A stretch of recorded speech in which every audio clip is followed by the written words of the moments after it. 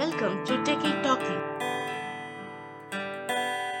Hello friends, in this video I'll be explaining about the datetime module in Python. This is a big picture of some of the constants, classes, methods and functions available in the datetime module.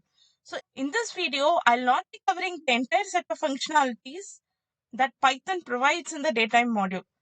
I'll be releasing the remaining functionalities in the next set of videos. To make use of these constants, classes or methods, so I'll have to first import the datetime module. So first, let's look at the constants. So Python provides constants like min-year and max-year. These two constants are going to provide us the smallest and the largest numbers that is allowed in the date or the datetime object.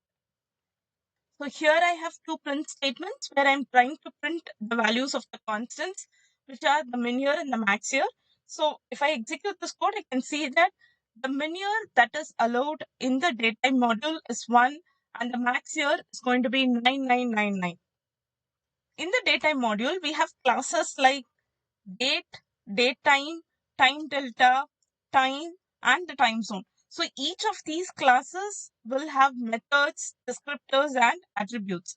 So first, let's look at the date class. Date class is one which we can make use of for any date format that we want. So here I'm giving obj equal to datetime.date. So datetime is the module which I'm importing and date is the class which I'm going to work on. And for this particular date class, I'm creating an object obj. So in this particular date class, I have a set of methods. First, I have the today method. This today method is going to return me the current date. So when I execute this code, I can see that today's date is 2023 06/15. So it is June 15. This today method does not need any argument to fetch the data. So in this example, I have imported datetime and I'm making use of the class which is date. In some scenarios, we might want to use the methods, attributes, or the descriptors of only one particular class. So for example, the date class, or in some cases, we might be touching upon all the classes in the datetime module, which are the date, datetime, time delta, and so on. So we have two options to import the classes. One is I can import the module altogether and then in my code, I can make use of the classes whichever I want.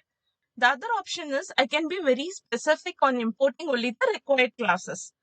Suppose in my case, I'm going to work only on the date class. So what I can do is I can give from date time import date. So from this datetime module, I'm going to import only the date class. Accordingly, I need to change my code because I'm not going to refer to this date time anymore. So I'll just remove the date time and then refer to the class directly, or I can give print date.today. So both are going to return me the same result. In my previous videos, I had already explained about tuples. ISO calendar is a method in the date class and it is going to return the value as a tuple. Now, how do I use this method?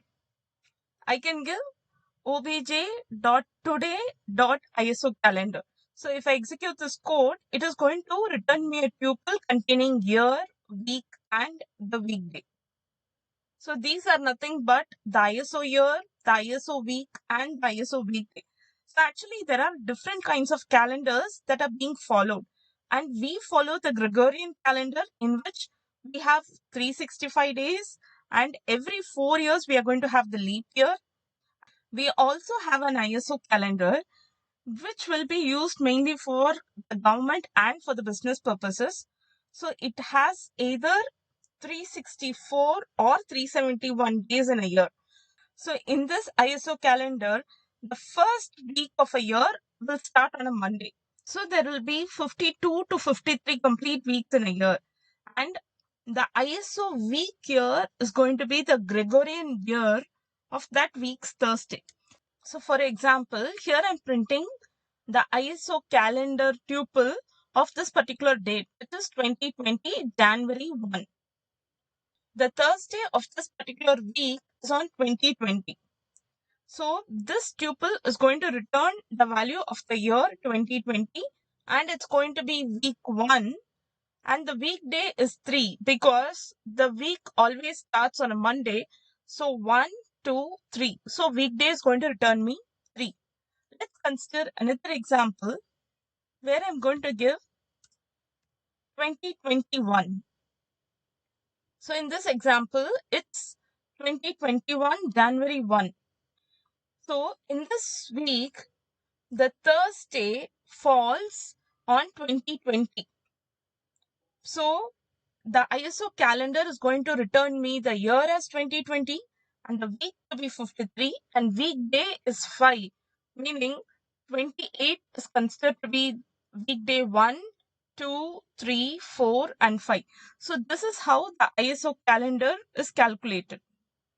So next we have the ISO weekday, and this method is going to return me the weekday starting from Monday. So here I'm giving date of 2021, 1, 1 dot ISO weekday. So since the January 1 of 2021 falls on a Friday, it's going to return me 5 as the weekday. Next, let's get into the replace method. So this method is used to replace the date attributes in the date object. So in my example, I'm importing datetime, and then the object I'm creating for the date class, and dt1 is going to be obj.today, and then I'm printing the value of dt1.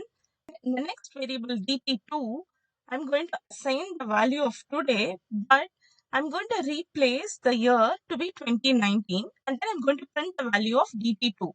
So here you can see that dt1 holds today's date, so it is 2023-06-15, and in dt2 I'm replacing the year alone to be 2019. So when I print dt2, it says 2019-06-15. So this is how the replace method works. In the date class, we also have the descriptors, which are the day, month, and year. So descriptors are nothing but the object's attributes. Let me show you how to use these descriptors. So here I have obj, which is going to hold today's date. So when I print obj, it is going to print me 2023-06-15. Now, if I want to fetch only the year or the month or the day, I can make use of the descriptors, and I can give obj.year.month and .day. And this is how the values get printed on the output window.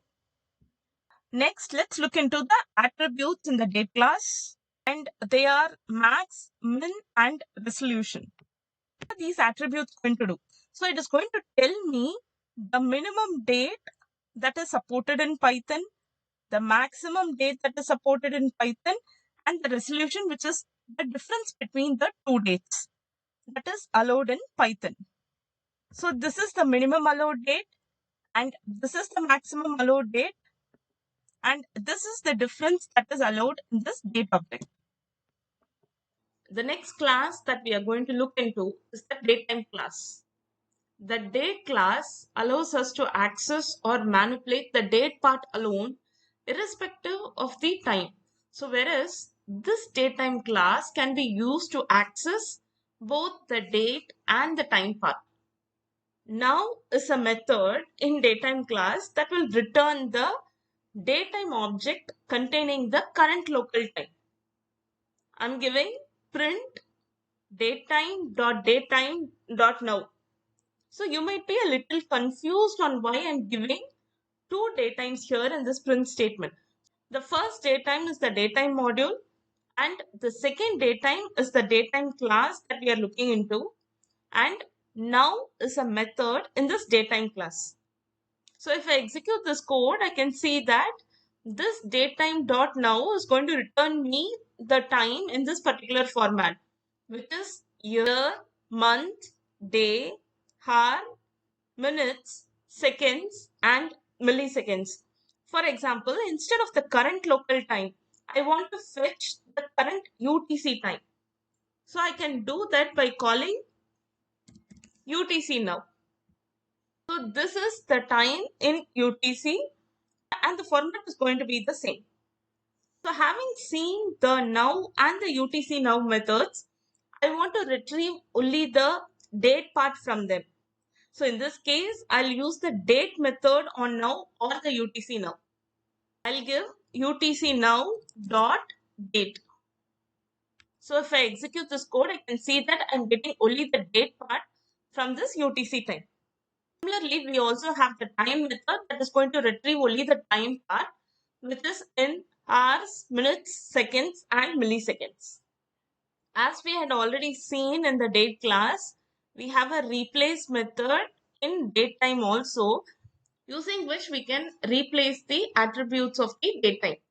I can replace the year, month, day, or any attributes in the timestamp.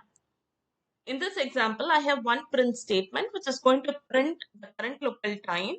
And in the next print statement, I'm going to replace the year to be 2020 and the hour to be 6. So if I execute this code, I can see that it is the same current local timestamp, but the year is replaced to 2020 and the hour is replaced to 06. So this is how the replace method works on datetime.